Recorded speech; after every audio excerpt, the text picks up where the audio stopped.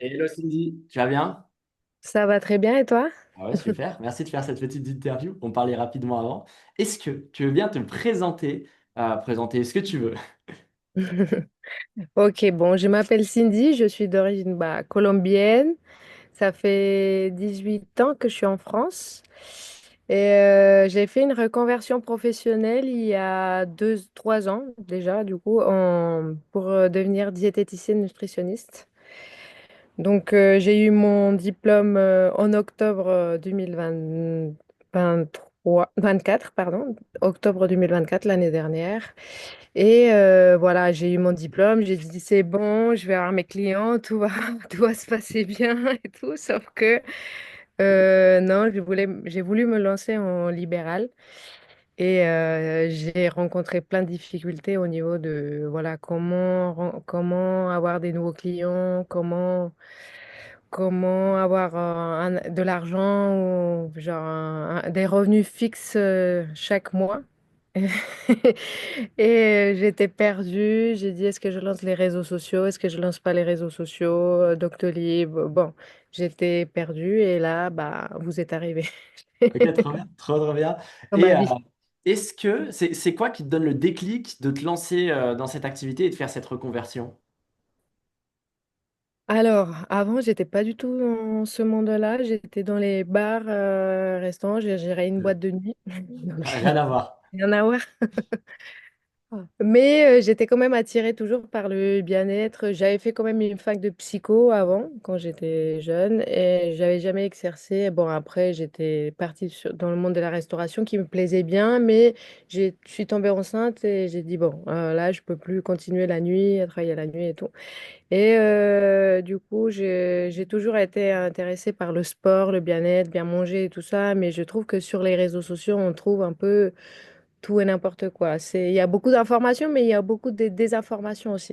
Hmm. Donc, je me suis lancée dans la diététique, mais voilà, sans trop savoir ce qui m'attendait après. Je croyais que ça allait être facile de me lancer et de pouvoir trouver des patients.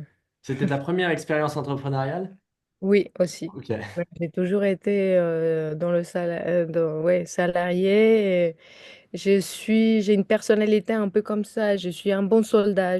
On me dit, fais ça et je fais sans problème et tout, mais il me faut toujours un cadre, un Ouais, tout. je comprends.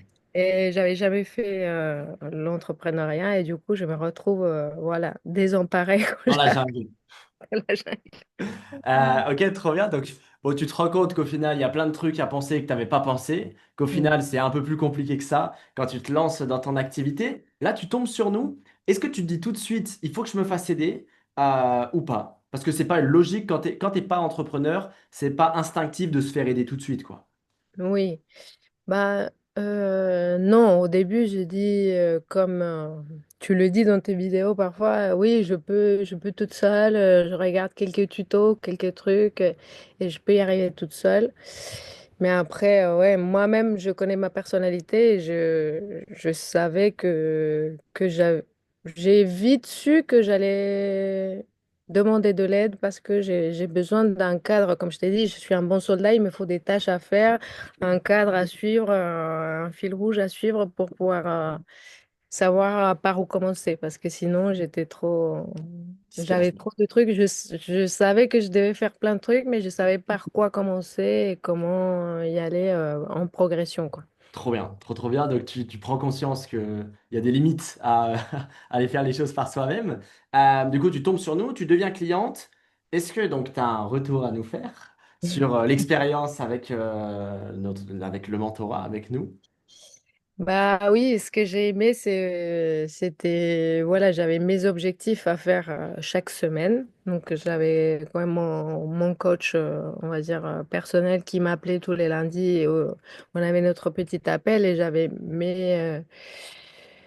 mes objectifs à faire chaque semaine.